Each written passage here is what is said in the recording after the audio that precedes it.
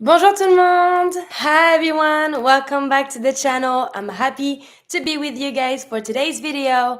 I don't know where you are right now, where you live, but here we're in Toronto, Canada. It's winter time, winter season, Christmas time, and it's getting super cold. So I thought what better than just doing a little video about the winter clothes. So the winter clothes, we're gonna be saying winter clothes, les vêtements d'hiver. Vêtements de clothes, d'hiver, winter. Les vêtements d'hiver, winter clothes. So, for the beginning, we're going to start with the verbs. So, of course, when it comes to clothing, you're going to use different types of verbs. So, the first one, which is to wear, the most common one, we're going to be saying porter. Porter, to wear. Then, to dress up. So, when you're dressing up, when you're putting those clothes on, we're going to be saying s'habiller. So, the difference between those two would be like s'habiller is when you're putting them on, porter, once you have them already on yourself, or we can use porter with an accessory. For example, we're going to see how to say a beanie, but if you want to say I am wearing a beanie, you're going to say je porte un bonnet. Okay, so porter, to have on yourself or to put an accessory on, s'habiller, to put the clothes on. Then, to say to cover oneself, we're going to say se couvrir. In Canada, Toronto, we need to se couvrir, because it's getting cold. Then to put on, we're going to say mettre. Mettre, for example, mettre des lunettes, to put some glasses, des lunettes. Mettre. To try on, for example, you're at a store, you're trying on some clothes, we're going to be saying in French, essayer. Essayer is the same verb as to try, but to try on, essayer. And the last one, to undress, we're going to be saying se déshabiller. So we have s'habiller, to dress up, se déshabiller, to undress. Just to make sure the pronunciation is good.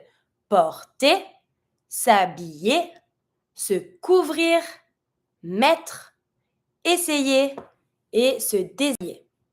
These are the main verbs that we're going to be using when it comes to clothing. Now, you have a little list of all of the main accessories, main clothes that we're going to be using and wearing when it's winter time. So the first one, it's like the little like onesie that you have to put on when you're going to go skiing or when you just live in Canada, which is un habit de neige. Un habit de neige, that would be like a winter outfit. It's kind of general, but un habit de neige, that can be like a onesie or a sweater and a jogger, whatever, but a full outfit, un habit de neige. Then un manteau. Manteau. Careful with the pronunciation on this one. A-N makes the sound en. E-A-U makes the sound O. Just like the letter. Un manteau. Un manteau will be a coat. Un manteau. Un pantalon de neige. Un pantalon is pants. De neige, winter pants. Un pantalon de neige. Careful here, in French, we're always going to use pantalon singular. We don't say pants with an S. We're just going to say un pantalon to say a pair of pants. Then, this one is funny. Une tuque. Tuque, in France, we don't really say it. I think it's mostly in Canada, French Canada, such as Montreal, Vancouver, etc. Une tuque can be either un bonnet. In French, we say bonnet. Une tuque, un bonnet, to cover your head. Donc, à mettre sur la tête. Les cache-oreilles. Cache-oreille, to cover your ears. So cache is going to be to hide. The verb cacher means to hide. Les oreilles are the ears. Then we have les mitaines. Mitaines, if you live in Canada, you probably have some. Les mitaines, so the gloves, but that just covers your whole hand. Les mitaines. Then to say a scarf. A scarf is going to be une écharpe. Une écharpe is a scarf. And here you see scarf, écharpe, feminine. Une écharpe. Then the socks. The socks, I know it's not only for winter, but you need to wear some when it's getting cold. Les chaussettes. Careful with this one. Double S, always S sound. Les chaussettes, the socks. Then les gants. Les gants, the gloves, but like the real gloves now, where you have all of your fingers. Donc les mitaines, les gants. Then we have un chandail. Chandail, same thing. It's more like Canadian. In French, we're going to say un t-shirt. Un t-shirt, un chandail. You can use both. Then un veston. Veston, a little jacket. Un veston. And to finish, kind of similar as in English, to say the boots, I'm going to say les bottes. Les bottes, the boots. Un habit de neige, un manteau, un pantalon de neige, une tuque ou un bonnet. Bonnet, if you want to write beanie in French, like the real, beanie way in French, it's going to be B-O-N-N-E-T. Tuque ou bonnet, les cache-oreilles, les mitaines, une écharpe, les chaussettes, les gants, un chandail ou, en français, un t-shirt, un veston et les bottes. Now, let's talk about the colors, okay? The colors are always going to be spelling and be writing differently depending on what you're talking about. First, let's start with the color. So if you want to say blue, we're going to say bleu, B-L-E-U. Bleu, blue. Rouge is red. Vert is green. Jaune is yellow. Orange, orange. Rose is pink. Noir is black. Et blanc is white. These are the main colors. Bleu, rouge, vert, jaune, orange, rose, noir, blanc. You know that in French, everything has a gender. It's not just for the person, it can be for object and outfit, clothing. So for example, if you talk about an outfit that is masculine, piece of clothing that is masculine, you're gonna have to connect that color, that adjective, with the right gender of your noun. For example, if I want to say a blue pant, a blue pair of pants, I'm going to be saying un pantalon, which is singular masculine, bleu. I'm going to write blue, masculine singular, which is B-L-E-U, bleu. But if I want to talk about an outfit that is feminine, I'm going to have to add my E. You know that the feminine letter, when you want to connect a word, is going to be the E. So you're going to have to connect that adjective blue with the feminine outfit that you're talking about. So if you want to say, for example, a blue dress is robe, it's feminine. Une robe bleue, you're going to have to write the blue with an extra E at the end because the outfit, robe, is feminine. You're always trying to connect. And if you have, for example, a piecing of outfit that is plural, for example, you're talking about something that is plural, such as gloves, des gants, you're going to have to put the S at your collar. All the time you connect the noun, the pronoun, and the color, the adjective. Rouge. Rouge is red. Une robe rouge. Here you see, tricky. Why that? You see that the way that I wrote rouge at the beginning as an E. Once you already have the E, you're not going to put a double E. That means that rouge, R-O-U-G-E, is the masculine and the feminine singular. We're going to be writing rouge the same way if I talk about un pantalon rouge, masculine, ou une robe rouge.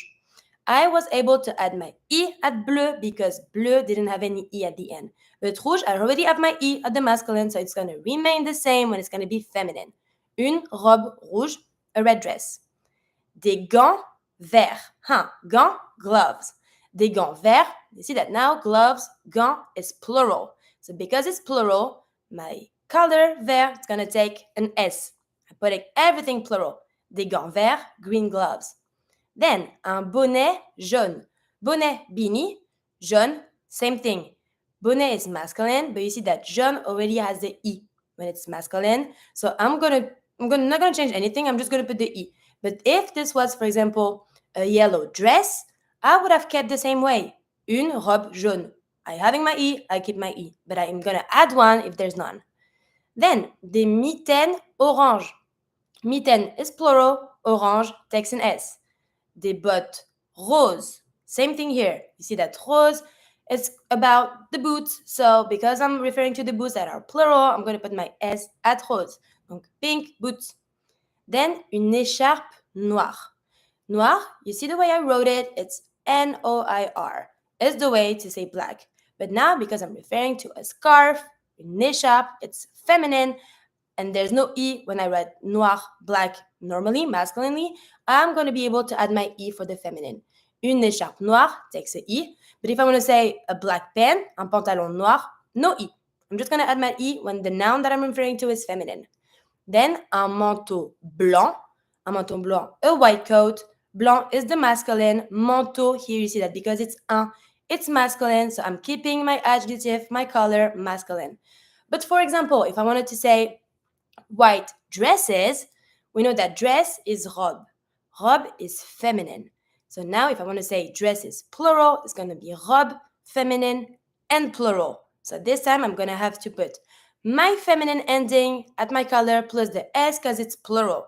The feminine of blanc is blanche. Careful. You're not just going to add the feminine E in this one. You need to add an H before that E. So blanc is masculine, blanche is feminine. So I'm going to be writing des robes blanches, blanche, B-L-A-N-C-H-E, feminine, S because it's plural. Always try to connect the color with the piece of outfit that you're talking about. Then, les matières, material. If you want to say something in cotton, you're going to be saying en coton. Coton is cotton. When we talk about a material, we're always going to add a little article in front of the material to say that it was made out of that material. So for example, if I want to say a sweater in cotton sweater, I'm going to be saying un pull en coton. En is the little article that's going to help us to know that it was made out of that material. We're always going to have to put that en before the material. En coton. Then, to say silk, soie. Same thing, I put my en. Un t-shirt en soie, a silk t-shirt. Then, une robe en lin. Same thing, linen, lin, une robe, a dress, une robe en lin. Des gants en laine. Same thing here, des gants, gloves, en laine is wool. So I want to say like woolen gloves, des gants en laine. Un pantalon en jean. We keep the same pronunciation as in English to say like the jean material, jean. Un pantalon en jean. And the last one, to say leather, we're going to be saying cuir. Keep in mind for the pronunciation, when it's finishing with the R, we're always going to pronounce that R. Une veste en cuir. You see that now? Veste is a jacket, so une veste en cuir, a leather jacket.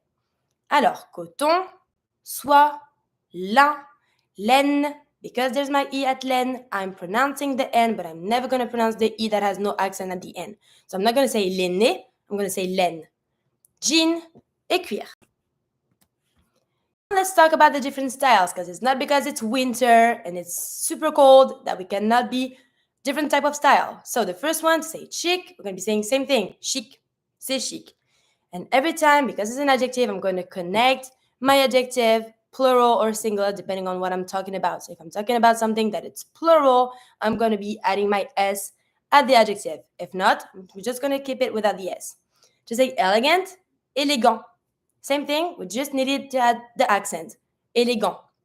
Same thing, if I want to talk about an elegant dress, dress is feminine. Remember, it's une robe. So if I want to say an elegant dress, une robe élégante, and I'm adding my E. Casual, décontracté. Sober, sobre. Classic, classique. Fashion, to say fashion, à la mode. Mode is going to be like trendy. Fashion, à la mode. And old-fashioned, démodé. Démodé is old-fashioned. Chic, élégant, décontracté, sobre, classique, à la mode, démodé. All of the different styles that you can find, you put an outfit on. Okay, now, little exercise for you. You know the main vocabulary when it comes to French clothing. You see a little picture here.